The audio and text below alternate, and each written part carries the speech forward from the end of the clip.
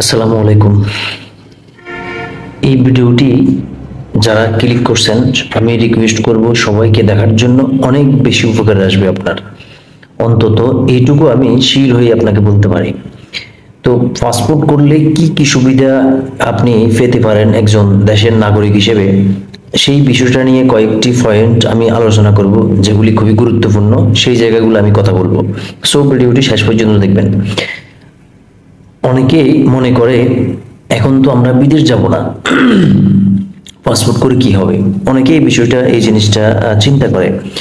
শুধুমাত্র বিদেশ যাবার প্রসেস হলেই পাসপোর্ট আপনি করবেন, আর না হলে করবেন না, এমনটা কিন্তু চিন্তা করার সুযোগ নাই বর্তমানে। কারণ একজন সচেতন নাগরিক হিসেবে আপনার পাসপোর্ট করাটা খুবই জরুরি। আপনার পাসপোর্ট থাকলে আপনি অনেক সুযোগ সুবিধা আপনি পাবেন, এবং কোন সময় আপনি আর পাসপোর্টটা প্রয়োজন হয়ে যাবে আপনি কল্পনা করতে পারবেন না। সো আমি সেই বিষয়টা নিয়ে আমি কথা বলবো। আপনি পাসপোর্ট থাকলে কি কি সুবিধা পাবেন সেই বিষয়টা নিয়ে আমি কথা বলবো। ভিডিওটি আর লং করব না, আসুন শুরু করি। নাম্বার ওয়ান হচ্ছে, আপনার যদি পাসপোর্ট থাকে, যেসব দেশে ভিসা ফ্রি বাংলাদেশিদের জন্য, যেসব দেশে ভিসা ফ্রি সেই সব দেশগুলোতে আপনি ঢুকতে পারবেন। যেমন বাংলাদেশি পাসপোর্ট দিয়ে প্রায় আপনি 40টি দেশে ভিসা ফ্রি বা অন অ্যারাইভেল সুবিধা পাবেন। অন অ্যারাইভেল সুবিধা পাবেন যেসব দেশে খুব সহজেই আপনি ভ্রমণ করতে পারবেন। আপনার যদি একটা পাসপোর্ট থাকে, শুধুমাত্র একটা পাসপোর্ট থাকে, আপনি অন অ্যারাইভেলে 40টা দেশে আপনি ভ্রমণে আপনি যেতে পারবেন। অর্থাৎ শুধুমাত্র লন্ডন আমেরিকা যাবার জন্যই যে আপনি পাসপোর্ট করবেন, পাসপোর্ট প্রয়োজন বিষয়টা তা না। ওইসব দেশ ছাড়াও অনেক দেশে পাসপোর্ট ছাড়া যাওয়া যায়। বুঝতে পারছেন? নাম্বার টু হচ্ছে, যেটা খুবই গুরুত্বপূর্ণ, সেটা হচ্ছে ইমার্জেন্সি চিকিৎসা সুবিধা। আপনি ইমার্জেন্সি আপনার ফ্যামিলি কাউরে নিয়ে হয়তো দেশের বাইরে যাওয়ার প্রয়োজন হয়ে গেল হঠাৎ, আল্লাহ নাই করুক। আমরা অনেক সময় দেখি পাসপোর্টের অভাবে যেই ব্যক্তিটি ফ্যামিলির সাথে ইন্ডিয়া যাওয়ার প্রয়োজন ছিল, বা যে দেশে চিকিৎসা নেওয়ার জন্য যাচ্ছেন সেই ব্যক্তিটা যাওয়ার প্রয়োজন ছিল, সে যেতে পারতেছে না শুধুমাত্র পাসপোর্টের কারণে। কারণ রোগীর কন্ডিশন ভালো না, আপনি পাসপোর্ট ইমার্জেন্সি করেও সময় পাবেন না।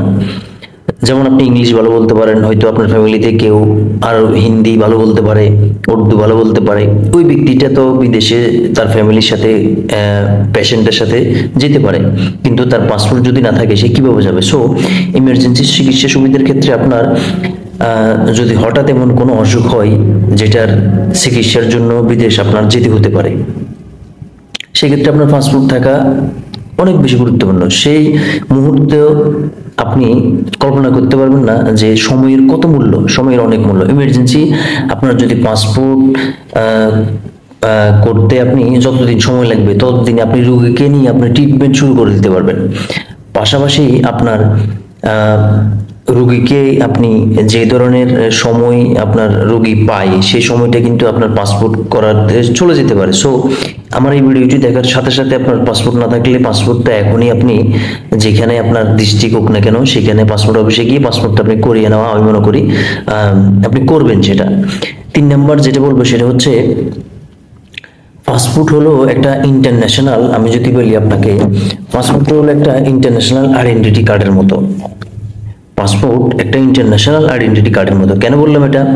আপনার যদি হঠাৎ এমন কোনো অসুখ হয়, না অসুখের যেটা আমি বললাম সেটা এখন আর বলবো না, ধরেন আপনার ভোটার আইডি কার্ড বা যেটাকে ন্যাশনাল আইডি কার্ড বলা হয়, এটা দেশের মধ্যেই ব্যবহার করতে পারবেন, কিন্তু বিদেশের কোনো কিছু করতে গেলে আপনার পাসপোর্ট অবশ্যই লাগবে। ভোটার আইডি এই জন্য বললাম, আপনার বাংলাদেশে যাদের ভোটার আইডি নেই তারা কিন্তু 1-2 বছরের মধ্যে কোনো কাজ করতে পারবে না। সামনে 1-2 বছর যার ভোটার আইডি থাকবে না সে গুরুত্বপূর্ণ কাজগুলি করতে পারবে না। স্টিল এখনো শুরু হয়েছে এই বিষয়টা। তো এই পাসপোর্টটা হচ্ছে আপনার সেই কিসের মতো, সেই আইডি আপনার ভোটার আইডির মতো। ওই জিনিসটা যদি আপনার পাসপোর্ট যদি না থাকে, আপনি বিদেশের কোনো কিছু করতে গেলে আপনার পাসপোর্ট লাগবে।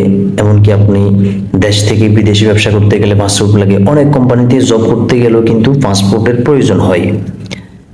অনেক কোম্পানিতে চাকরি করতে গেলে পাসপোর্টের প্রয়োজন হয়। সো বুঝতেছেন পাসপোর্ট কেন গুরুত্বপূর্ণ। যেমন যারা অনলাইনে বিজনেস করে, তারা তাদের ফোনের ছবি ভিডিও বুস্ট করতে গেলে কিন্তু পাসপোর্টের প্রয়োজন হয়, না হলে সে বুস্ট করতে পারে না।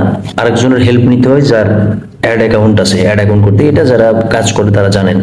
4 নাম্বার হচ্ছে যারা পড়াশোনা স্কলারশিপ নিয়ে বিদেশে পড়তে যেতে চাচ্ছেন বা কনফারেন্সে যোগ দিতে চাচ্ছেন, কোনো একটা কোম্পানির প্রতিনিধি হয়ে বা যে কোনো একটা সুযোগ আপনার লাইফে আসলো, তো বেশিরভাগ ভার্সিটিতে আবেদনের সময় পাসপোর্ট লাগে। শুধু তাই না, বিদেশি অনেক ভার্সিটিতে, আপনি বাংলাদেশের যে বিদেশি ভার্সিটিগুলো আছে, বিভিন্ন প্রোগ্রাম থাকে যেখানে ফ্রিতে যাওয়ার সুযোগ থাকে। অনেক সময় আপনি যে কলেজে, অনেক সময় দেখা যায় কি যে কলেজ বা ভার্সিটিতে পড়েন সেখানকার উদ্যোগেও ওইসব কনফারেন্সে যাওয়ার সুযোগ মিলতে পারে। ধরেন আপনার ভার্সিটি থেকে আপনাকে বাইরে কোনো একটা কনফারেন্সে পাঠাতে যাচ্ছে, তাহলে আপনার পাসপোর্ট লাগবে। এরকম শর্ট নোটিশে যেতে চাইলে পাসপোর্ট থাকতেই হবে। আপনি যদি জীবনে সুযোগের অপেক্ষায় থাকেন যে যখনই সুযোগ আসে আমি যেন লুফে নিতে পারি, সেই জন্য আপনার যে ডকুমেন্টসগুলো, যে জিনিসগুলো থাকা দরকার, সেটা অবশ্যই আপনি আগে থেকে করে রাখতে হবে, না হলে আপনি ওই সুবিধাগুলো নিতে পারবেন না। সো পাসপোর্টের গুরুত্ব অপরিসীম। এটার সাথে আমি আরেকটা অ্যাড করতে চাই, যেটা আমি বিশ্লেষণ এখন দিব না, সেটা হচ্ছে ড্রাইভিং লাইসেন্স। এটা আমি আরেকটা ভিডিওতে কথা বলবো।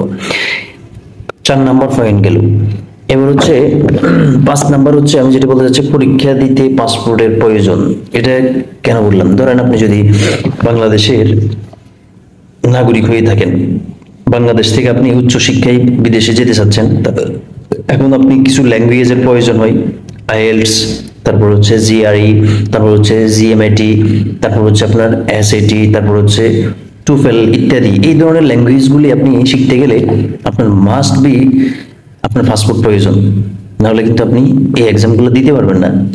ভেরি ভেরি ইম্পর্টেন্ট এটা, সেটা হচ্ছে পরীক্ষা দেওয়ার পাসপোর্ট, যেটা আপনি এই ল্যাঙ্গুয়েজগুলো, স্টুডেন্ট বিষয়ে যেতে গেলে এই ল্যাঙ্গুয়েজগুলো মাস্ট আপনার সার্টিফিকেট লাগবে। সো আপনি পরীক্ষায় সার্টিফিকেট অর্জন করার জন্য কিন্তু আপনার পাসপোর্ট লাগবে। 6 নাম্বার আমি শেষ করে দিচ্ছি। 6 নাম্বার বলি, dual currency debit card, very very important. আমি মনে করি আমি যে পয়েন্টসগুলো বলেছি এগুলা সর্বশ্রেণীর মানুষের জন্য কাজে লাগবে। দেশের বাইরে অনলাইনে ই কমার্স, ইন্টারন্যাশনাল ট্রানজাকশন করতে অবশ্যই বাংলাদেশের ব্যাংকের কার্ড, পাসপোর্ট দিয়ে আপনি ডলার এন্ডোর্সমেন্ট করতে হয়, করে নিতে হয়। এটা আপনারা যারা বিদেশ গেছেন তারা জানেন। এখন এমতো অবস্থায় যার পাসপোর্ট থাকবে না, যার পাসপোর্ট নেই, সে কি করতে পারবে? পারবে না। কি বড় প্রবলেমে সে পড়বে। যার পাসপোর্ট করবেন তারা আগে সার্টিফিকেট, এনআইডি কার্ড, পিতামাতার এনআইডি কার্ড, আপনার নাম, পিতামাতার নাম, তারপর হচ্ছে আপনার মাতার নাম একই থাকে লক্ষ্য রাখবেন। যদি অমিল থাকে আগে সবকিছু ঠিক করবেন, তারপর পাসপোর্ট করবেন, অন্যথায় ভোগান্তিতে আপনাকে পড়তে হবে। আমি যে এখানে যে পয়েন্টগুলো বললাম, পাসপোর্ট করার আগে আপনাকে দেখে নিতে হবে আপনার সাথে আপনার ভোটার আইডিতে মা বাবার নাম আপনার সব জায়গায় ঠিক আছে কিনা। আপনার ভোটার আইডিতে মা বাবার নাম একরকম, আপনার মা বাবার ভোটার আইডিতে আরেক রকম, তাহলে কিন্তু এগুলো ঠিক করে নিতে হবে আগে থেকে। এই 6টি পয়েন্ট আপনি মাথায় গেঁথে নেন, এখনই আপনি চেক ব্যাক করেন। পাসপোর্ট না থাকলে এখনই বানাতে দিয়ে দেন। কারণ হচ্ছে এখন বাংলাদেশের পরিস্থিতি খুবই ভালো, সার্ভিস পাবেন খুবই অল্প সময়ে, অল্প টাকায় আপনি পাসপোর্টটা আপনি গড়ে উঠাতে পারবেন। সো ভিডিওটি যদি আপনার ভালো লাগে অবশ্যই ভিডিওটি সবার মধ্যে শেয়ার করে দিবেন। ভিডিওটি খুবই গুরুত্বপূর্ণ, যদি হেল্পফুল মনে হয় শেয়ার করে পাশে থাকবেন। ধন্যবাদ, সবাই ভালো থাকবেন, দেখা হবে নতুন কোনো একটি ভিডিওতে। আল্লাহ হাফেজ।